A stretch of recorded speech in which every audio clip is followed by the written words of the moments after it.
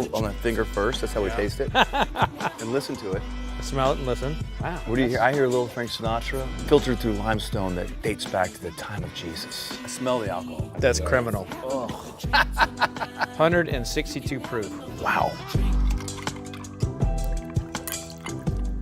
A big thank you to our sponsors for making this show possible. Welcome back to the Fred Minnick Show, presented by Baxus. Hey, if you're like me and you have been going to stores and finding you can't get the bottles you want, and then getting online and seeing those bottles are far too expensive, then I'm going to tell you about Baxus. It's a marketplace for spirits where collectors sell to other collectors like you and me, buying, selling, trading, storing. Go to Baxus.co, use Fred25 at checkout for $25 off for your first purchase.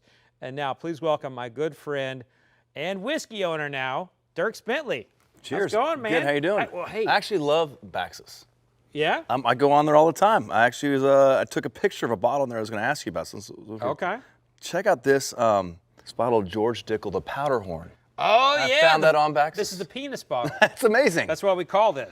Well, I thought I'd let you bring that joke up, but yeah, that's amazing. It doesn't sell for a whole lot. No, It came out in 1964. Yeah, those decanters. And it's not a very popular, it's only like $25 on Baxus. Well, yeah, I would say it's probably a little more than that. But I don't know. Good deals on there. let's right. taste. Let's have a little Road 94. You want to start with the good stuff right now? Let's do it. Top shelf first. All right. Wow. You did drip on That's how I do it. A little on the finger first. That's how we taste it. Okay. So it's a different. You drink this differently than you drink your other stuff. So wait, hold on. Smell the finger. Hold on. And listen to it. Smell it and listen. Oh wow. What do you hear? I hear a little Frank Sinatra. Yeah, you Little know, Hank Jr. in there. Little Hank Jr. I'm getting some Lukenbach, Texas. Ooh, here. I like that. Of course, Yeah. you get specific and mention a song. Yeah. You have a better ear palate than I do. I just hear the Okay. artist. I don't actually hear the actual particular song. Oh no. Oh, my ear started hurting there. Wee a little small bit. hours of the morning. I hear a I, little. mean, I put a little bit too much All in my my rowdy ear. friends are coming over. Yeah, Lukenbach. Yeah.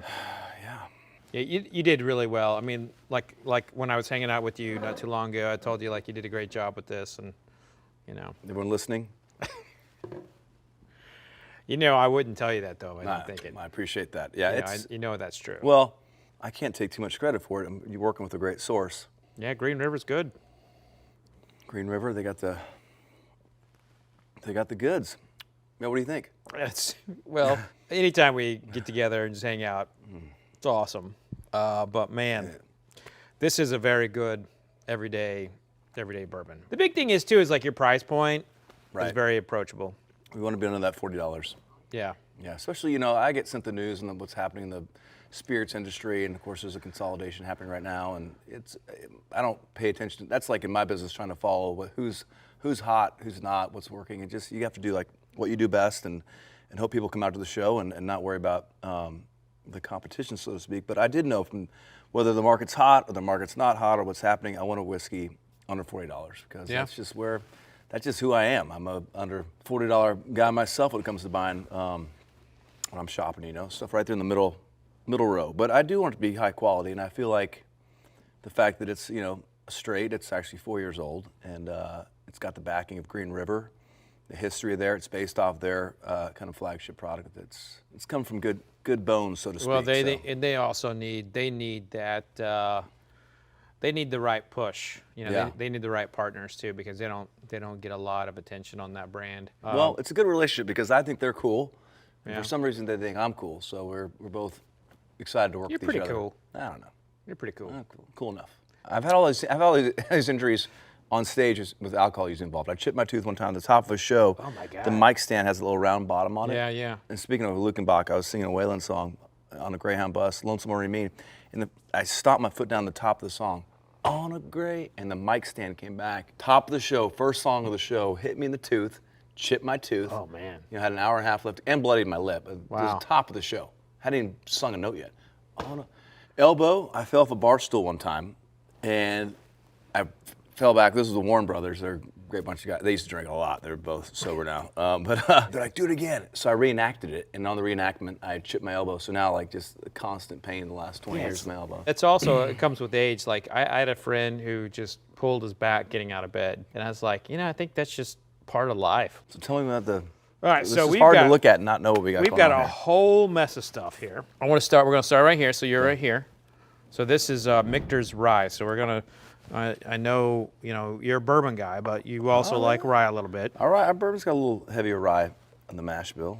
But you're also in the business, so now I feel like this is research for you. Yeah, too. that's all learning. I'm not here to pull any punches. I'm learning as we go Yeah. along. And Oh, okay. So this is more. I'm feeling this is a little bit more. feeling This is elevator music for me. okay. Gotcha. Yeah. Wow. They yeah, do I am sound hearing- different. Yeah, I hear a little. I do hear a little.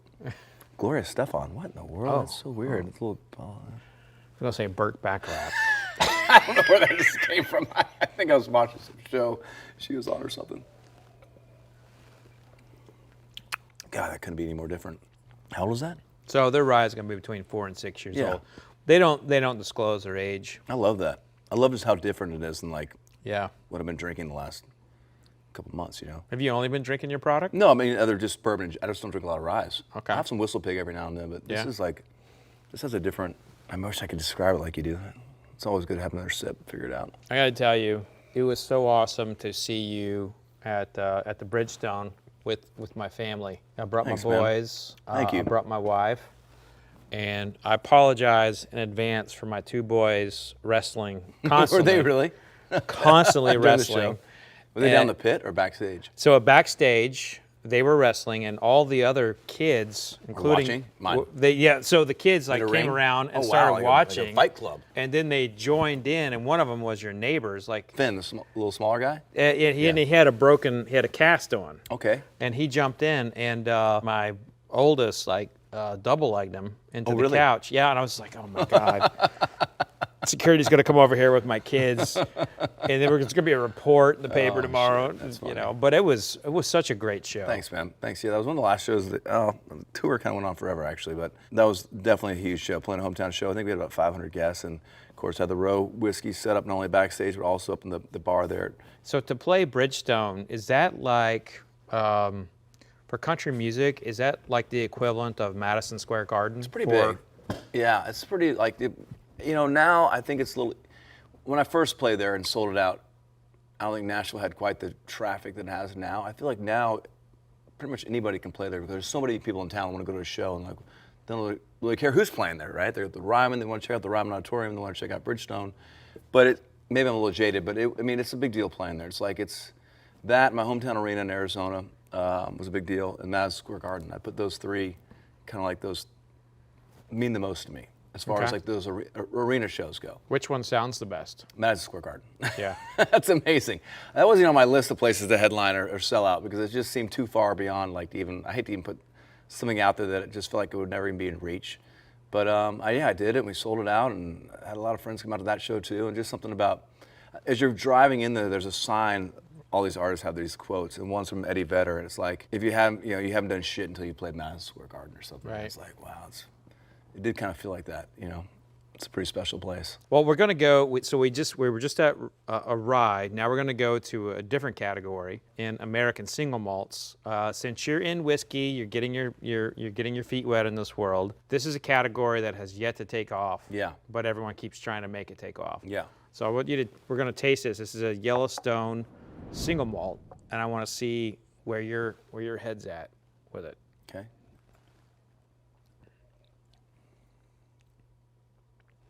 God, I wish you guys could taste that. It's so good. Is that good? I love that. is It is just, my word, like this one, That was how would good you describe whiskey. that? So you're not wrong in that it is like it's very specifically one part of my tongue and very concentrated, but honey. Some like grapefruit, and it smells like fresh cut grass to me, and like there's this note of like a buttery Chardonnay kind of thing. It's very nice. I know when Ian was on here, you guys were talking about, he was talking about pumpkin bread or something, and Yeah. because his mom, they made pumpkin bread in Louisiana growing up. Did you cut a lot of grass as a kid or something? I did. I had my See? own. I had my own business? mowing company. Yeah. That's amazing, and you smell the grass. Yeah. Mine Yeah. smells like a wooden spoon. You get hit with one a lot. A lot, yeah. Smells like a soap. Smells like Dove soap. I had to eat soap. I ate soap all the time. I love that. Single malt. God, that's good. Pour a little bit of that in here. Take that home with me. So this next one, this is from a distillery in Washington. This is Woodinville's Founders. So this was my vote for best in show at my spirits competition, Okay. the Ascots. And I called these guys up and I was like, hey, just want you to know that. What's it called? Who's it again? Woodinville. Yeah, because I remember you talking about these guys. And I was like, you know, this is great. You guys have my vote for best in show. And, you know, the award ceremony kind of happens this date, you know, make sure you tune in. And they're like, well, we're not gonna release it. And I was like, Okay. what? I was like, yeah, because it was a source product, and they're like craft distiller, and they're really set on just only Where did they source it from? From in Washington? So this is an old, you know, speaking of the penis bottle, Yeah. the George Dickel, once upon a ya? time, they made a lot of distillate that they aged in Kentucky. So they made distillate in Tennessee and aged it in Kentucky, and they tried to pass a law that allowed Kentucky bourbon to be distilled elsewhere, and it ended up getting blocked. But those barrels, which they were trying to That's make, pretty cool. yeah, the Little barrels, Tennessee Kentucky combo. exactly, Sick. and that's what this is. And How these- old? How long ago? This is 15 years old. I wish you guys could be drinking this stuff. It's so fun. God, that's good. Oh, it's really good. That's like the most unique, one of the most unique ones I've ever tasted ever. So this got best in show. It was my vote for. It didn't win, but it had my vote. It was my best in show for the competition. A 22-year-old Scotch won best in show.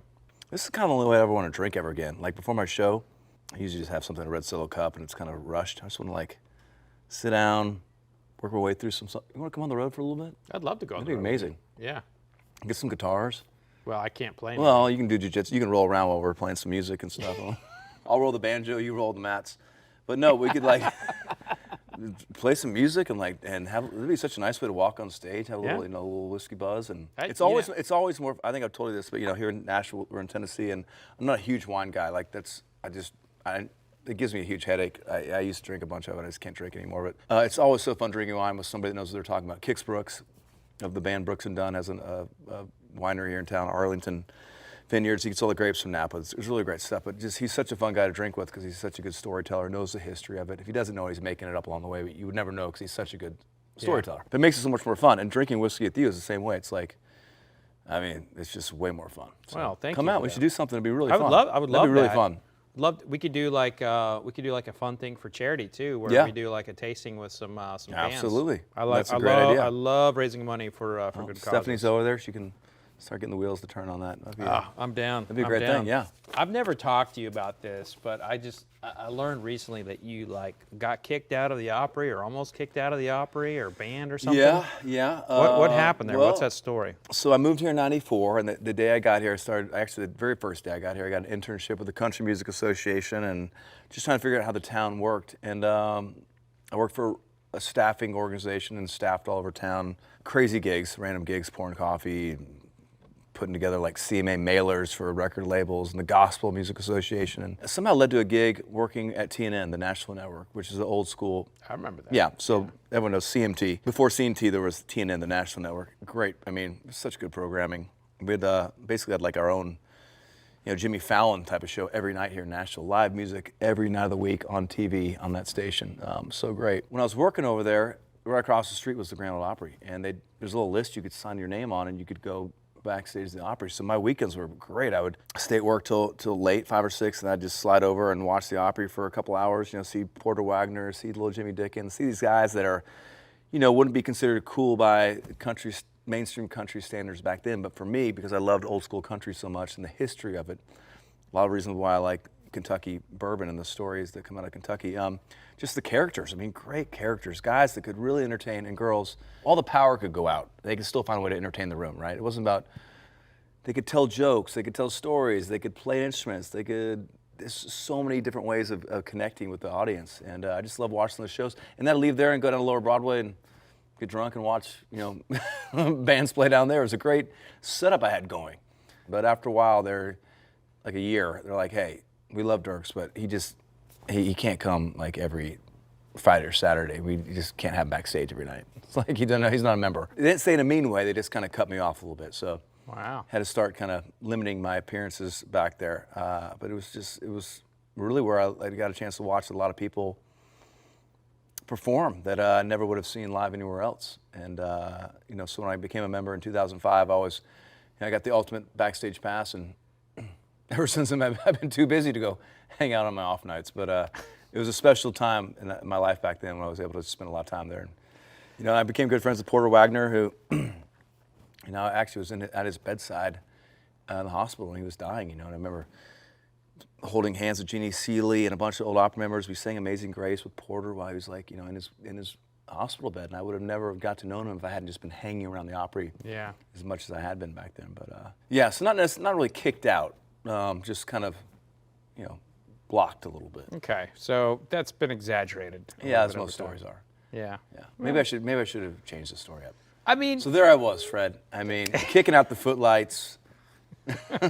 that's how I know you're in the whiskey business, because you take a good, solid, true story Yes. and turn it into BS. I'll just read the back of my label. I'll tell you about it.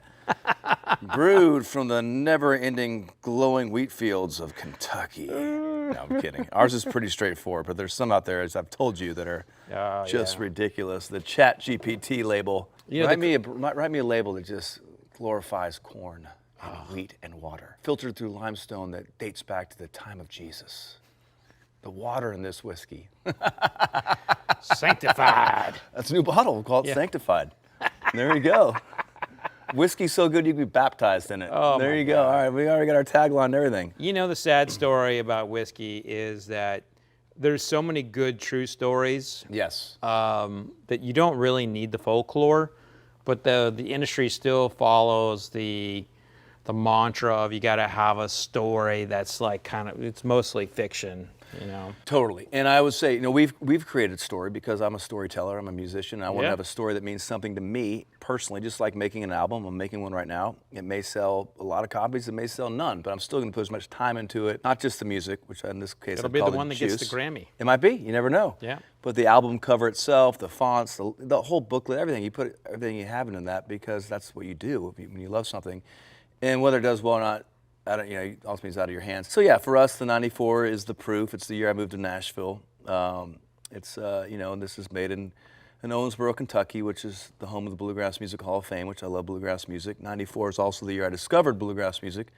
Up until that point, I thought bluegrass was hee-haw. Grew up watching a lot of hee-haw at home. Yeah. We had 3 channels, and hee-haw was on one of them on, I think, Saturday nights. And I got to Nashville looking for the source of this music I love so much, and it was not on Music Row. And everyone there was kind of just trying to be like Garth Brooks, I felt like, and just didn't feel very authentic. And I walked into this bluegrass bar, long story short, and saw 5 guys playing banjos and fiddles. They were cool. They were young, and they were having fun, and they were drinking moonshine, and didn't give a shit about being stars or famous or being on a CMT video. They just loved the music. And I was like, wow, this is what I was looking for, and it really gave me the foundation for my start. So my dad was a Thunderbird, and this logo, which I know is personal to you for your time in the military, is something that was personal to my dad. So it has a story to me. I'm not trying to push that story on anybody else. I wanted to create something that I'm proud of. So this is a barrel pick that's on Baxus. Wow, 50 out of 172. That's great. It's probably complete BS, but I love that. No, it's the 15th bottle out of 170. It's a single barrel. Yeah, so, wow. you've done those barrel tastings. Yeah. There's not a lot of them. God, that's cool. I mean, that's just a cool looking bottle. The label, the feel. Willett. It feels, obviously the history of Willett, and it just feels like regal. I mean, I love everything about that. And I know that's probably not the most important thing to talk about, the presentation, but I love that, the way that looks. The funny thing is like you're in the business now, and you got a particular type of a bottle. Yeah. This is one of the least expensive Is it really? actual bottles. Yeah, mine's stock. I'm not like gonna so waste this money is on the this is bottle. a stock like wine bottle. Like if you go in the store, you'll find a lot of them like that. Yeah, But I it's guess so. not the bottle that matters. It's what's inside. I know, but and I do they have they appreciation also for the have art of the label and the packaging. Yeah. And, the art and the label and everything they've done at Willett. It's handwritten like stuff is cool. Yeah. Regal is right, and it's actually their crest and their Mine motto. looks like and it's a everything. little short step cousin. We're gonna hide you back there. It's embarrassing, I know. It's No. royalties in town. Just kind of No, you're hide back here. I'll bring you back up. It's okay. It's okay. I guarantee you that the people who are a part of this love you. So Linnell is like the person who picked this barrel is one of the most iconic palates in all of whiskey. She did the Red Hook Rye. Yeah. That sells for like $60,000 to $100,000 now per bottle. So she picked this, and this is allegedly her last barrel that she will do with Willett. And how many of these? How do you? I mean, I guess you just get access to this stuff, huh? Yeah, this is on Baxus. Yep. Well, is this it? This is it. It's so exciting. Number 4. Yeah. That's so Cheers. Cool. Thank you. Thank you, Willett. Wow, that smells so. God, my palate's my different. I mean, Hold on. Hold on. How's this? Hold on. you gotta stop hanging out with me. You're gonna lose your gig. I smell the alcohol. I smell the proof, right? I can tell it's got a little kick to it just by. My nose not work. How come? Can you get an enhanced nose? Hold on. I don't think that's the right one. Oh. Can I get 2 new glasses? Yeah, that's not the right one. I'm glad I didn't taste it. I don't ruin my. That would. We just tasted a 6-year-old. There we So go. we're going to end up tasting 7 today. Wow. Yep. So that one, that's What an year is this? export. What year did this come out? That one is from the 80s. Okay, this looks 80s. Yeah. It's even older than the Hot Country Nights. This looks more dated than those guys. Yeah, so that's an export from Japan. Four Roses used to only be exported as a bourbon. So yeah, so this is another one of those bottles that that you can get on Baxus. But this is there's a couple telling things here. It says bottled by Four Roses Distilling Company in Baltimore, Maryland. So they did not have bottling operations At the time. in that particular distillery in Kentucky, and they were owned by Seagram's. Yeah. And they would. Oh, look at that. Can you read a little Japanese? I cannot read Japanese. Great but- taste, less filling. Yeah. That's so cool. And they probably had that first before Miller Lite. That's so cool. Oh man, I love you. Which one are Cheers. we going with? Oh, sorry. So this is. Oh, this is very important not to mess it up. Yeah, This is the Four Roses? That's the Four Roses. Okay, Four Roses. Here we go. Cheers. Cheers. It tastes just like a really good classic bourbon to me. Yeah, I mean, It this doesn't is. taste, it didn't have any like super fire to it, not a long tail. Didn't make my mouth totally explode. It just feels like a really good classic. In Japan, in this time, was saving bourbon. So, like in the 1980s, they were buying so much bourbon when the domestic market was like kind of not. And so there were brands like Blanton's and Booker's that were created specifically for the Japanese market. Yeah. And that's why now Four Roses is owned by a Japanese company. Blanton's is owned by a Japanese Blanton's is company. like the first real Yep. single barrel. Yep. Beam, all the Beam products are owned by a Japanese company. So Japan has like a real connection to the American whiskey styles. Yeah, I like that. That just feels the most kind of like I said, just kind of not down the middle. I hate to belittle it, but just not. You've given me some bigger expressions here, and that feels like more relatable to me in some way. So now let's go to the Willett, which we talked about. Now it's going to be an announcement must. now. Yeah. Purple hibiscus, I smell in there. Great No, it's taste. red hibiscus. Great taste, less filling. Yep. That is good. It's really good.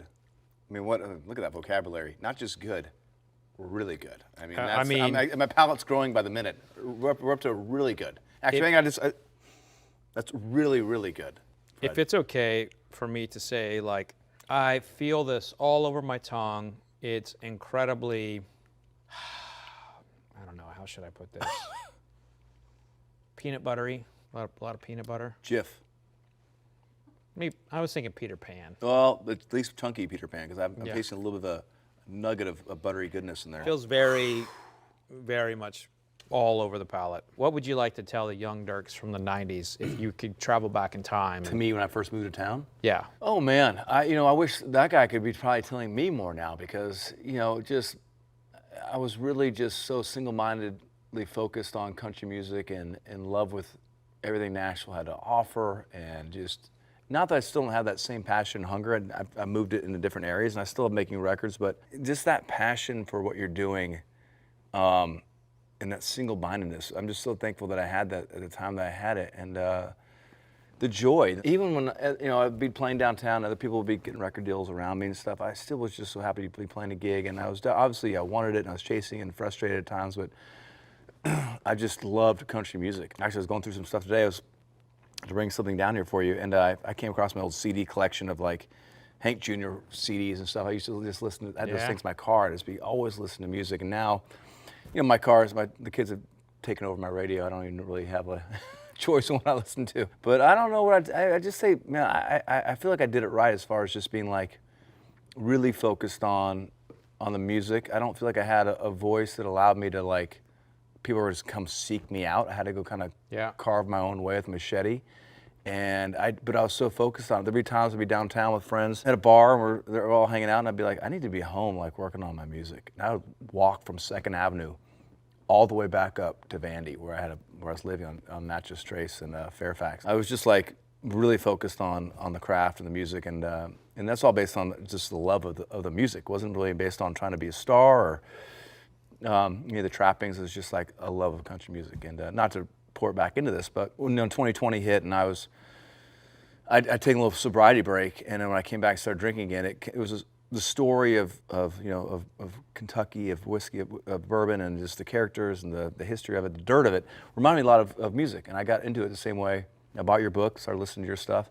I got into it the same way I got into country music, which was just like fascinated by it. It was like, and I always think of things like a little part of your brain that you didn't even know was there, and you get to like go play in, instead of always playing in this like, how do I write another song that, country song, how do I, I get to like go read more, study more, listen to podcasts, and like learn about this thing I really feel like I should know about. To get back to your question, I wouldn't tell them anything, because not that everything worked out perfectly, but worked out pretty good. I just think that youthful kind of innocence and drive is something that you can't replicate later on in life. Yeah, I'd say like one of the most flattering things that's ever happened to me in my career is when you came to our first interview, and you had one of my books earmarked. Oh yeah, underlined, dog paged. You had all this stuff, and you were asking me questions about the book. I was just like, as an author, that's kind of what you live for. It's that I still pull that book out from time to time. It's fascinating. I mean, it's just such a great history. It's like there's books on country music that sum it all up pretty well, and obviously there's areas to deep dive into, and you do that. I know you have a book maybe coming out about Old Crow, which would be fascinating, because that's a book about Old Crow. You look page of your book there, a little insert you have in there about it. It's like how good it's doing, and presidents, and and then the last section's like, and then Jim Beam bought it, right? Yeah. And they fleeced it, and it's dead.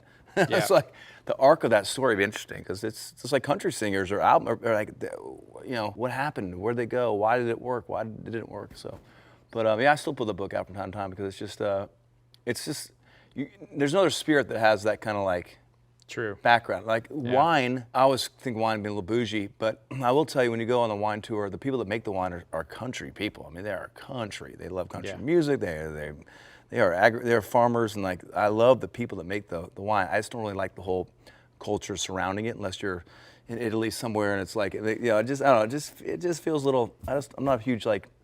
I know you do it all, but to me, actually, I'm it's okay been a while since I've been in wine. I'm not okay being everything for everybody. I'm just who I am. I like country music, and I like boots, and I like trucks, and I like doing my stuff and doing my thing, and I like whiskey, and I like whiskey from Kentucky. But I know, luckily, we're not all me, because there's a lot more out there, a lot more smarter people than I am. I just do my thing. Wine, the story behind it, it doesn't really do much for me. It just doesn't have as much American dirt, I feel like, and I'm sure I'd catch a lot of flack for this. But for someone living in the South, that Kentucky does, that bourbon does. Even your book, the way it looks, it's all brown and leathery, and it has those colors that this stuff somehow turns into magically when it goes into a white oak barrel. So America, baby. Now, I know we got one more here we haven't touched on. Oh boy, this one I've been saving just for you. Oh gosh. When a full bottle is like $20,000-$30,000. I thought you were bringing some stuff out of the laboratory. Well, actually, I guess in some ways rapid, it is. Rapid, rapid aging? No, not that. No. We won't. We will never do that again. So this is Eagle Rare 25-year-old. Wow. I And mean, what is this? This bottle is, I think it's $20,000. It was full, and that's the amount that I got. Is it? That's it. And when they sent me the How sample, much is it worth? About 20. Put a little list in there. Maybe we can resell it. Baxus? Well, not that Fred actual 25? bottle. Make some money here, dude. I mean, but Roe whiskey is good enough for that. I think it'd work. Not that actual Okay, bottle. all The right. full bottle, which right. is like a fancy Well, I mean, it's still decanter. worth $1,000, right? It'd be at least 800. Yeah. All right, let's talk. Let's talk. There's been crazier scandals that happen in this business. Without a doubt. So when I got this, I was like, I have to drink this with someone special. This is not a review. Take And that, so- Ian. Oh, Wesley. I had to have it with you, man, Thank you. because we've become friends. When you started following me on Instagram, I didn't think it was really you, to be honest with you. I follow you on Instagram. Yeah. Can we fix that? This is crazy. I mean, I feel very lucky. Thank you so much, man. Cheers, man. Gosh, I don't know, that's really special, man. Thank you. I mean, that just smells. There's a reason why you say this for the end, because to me, that smells like. Yeah. It's not pulling any punches. It just smells really. It smells great. I don't mean pulling any punches. You know what I mean? It's like there's no. It just smells like. Expensive without trying to be. God, I wish I had the right language. Does that make any sense? Expensive without trying to be. It's not like there's no like weird. Kind of sounds like look like a hooker, but you're not. Exactly. See, you know what I'm talking about. I don't know what that means, but I like it. I like the way it rolled out your tongue. All right, here we go. I mean, are there any questions? No, it's fucking amazing. Oh, sorry. Wow. Don't listen. Sorry, don't listen. We love you. You're good. You don't want the bottle to get jealous. Just it's time. Man, that is amazing. Did you just shoot it all? I had to. I wanted a full mouth of it, Well, I have one special one to top it off here with. We the two fresh glasses. Yeah. Stephanie, we bring over my. I got some here for her. This is. I got something for you too. Well, let me try. This is something very special. Okay. Now. Oh shit! Is this vodka? No. This is. We haven't even talked about this yet. This is. I shouldn't even be talking to you about right now. This is something very special we're working up. So that I have my Row 94. Mm-hmm. We're gonna call this. I don't have the proper label on it yet. We're gonna call it Row White. All right. And it's not new. It's not moonshine. This is a technique that I can't talk too much about. But what we're doing is we found. I can't tell you where we found this source, but we found the purest, most virgin white oak. I'm having a hard time believing you. No, right this now. is like this is the. Are we in a real zone? This is 7 years old. It's the most pure, virgin white oak forest you've ever found, and it's so pure as you can see. There's no impurities. That's how pure it is. No impurities, so pure. And this, I can't believe we're doing this, but this is. So when you sip this, don't listen to it, don't smell it. Just shoot it right down. Because this is, but don't tell anybody about it. And you guys out there don't tell anybody about this. This is going to change the industry because, just.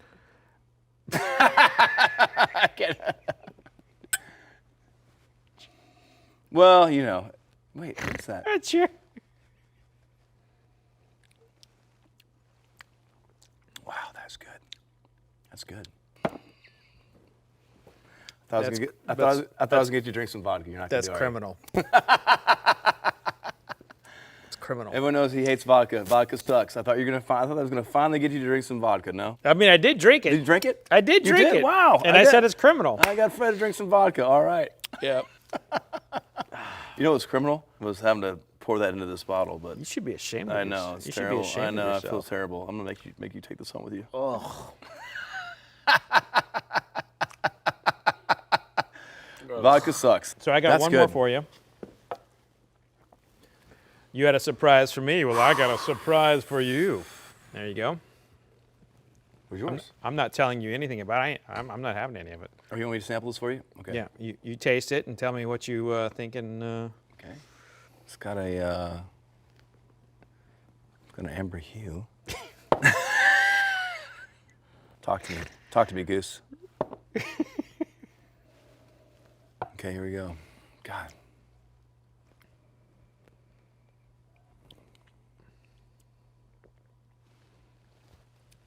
You help your sore throat.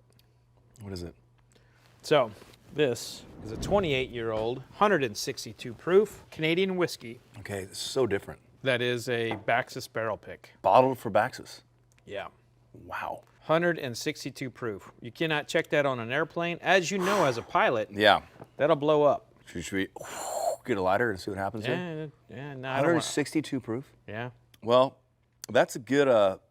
That's something I'm gonna have kind of just to mess with somebody for a little bit, because that is really strong, and it's like I don't know if I could have a whole drink of that. That's a lot. Obtainium. Yeah, it goes into the whole world of. This is like Unobtainium. Since I don't have the palate, I'll use the words I'll use. This is like me trying to tell you about a Beatles song. Oh. Way too complicated. Yeah. Actually, this is beyond that. Like me trying to explain like a Fish song to you or something. Well, you would need some nitrous for that. It doesn't connect with my sensibilities. Just go. It's amazing. I mean, for the right people, this is awesome. But I'll go back to that Four Roses. That was like, I understand you. You and you're using way too many chords, way too many fingerings and notes, and like, whoa, slow down, buddy. We'll go back over to the country music, 3 chords and the truth. Just a little more understandable relatable for a guy like me. It's all better than the vodka, though. It's just so sweet and forgiving, and that's just a friendly bottle right there. So what's next for Dierks Bentley? Well, after we do the Row White, Going back to the vodka shit. no, it's not vodka. This is bourbon. Just the purest of virgin white oak barrels. The white char. It's a new thing nobody's doing. We're going to revolutionize the entire bourbon industry with our white char virgin white oak barrels. Now, next for me, I'm making a record. I was just in the studio all week. Record's going to come out probably in June. New single, new music at the beginning of the year. It's still fun. Still making records. It's there's nothing like being in the studio with a bunch of guys. We had some last saw and reported a little whiskey. It's just nothing like being in the studio. It's so fun. I still love doing that. Great tour lined up for next year. People ask me, what have you been up to? I always feel like I should have some big answer, like, I'm climbing Kilimanjaro. Yeah. I really don't have some big answer. It's like, I'm just doing what I do. But I like what I do. I got a great family, and I'm busy doing all the dad stuff. I do it all. And I love my band and crew. And as far as like whiskey goes, I'm headed to Arizona to go do my Whiskey Row bar there, do some tastings. I'll be in Colorado at the Whiskey Row in Colorado, do some tastings there. Of course, I'm going to go to Kentucky and spend some time there, and just going to kind of dive into this a little bit in the off season. And really throughout the tour next year, like having you coming out on the road or something, if you want to do that, really using the time on the road. We go to every city.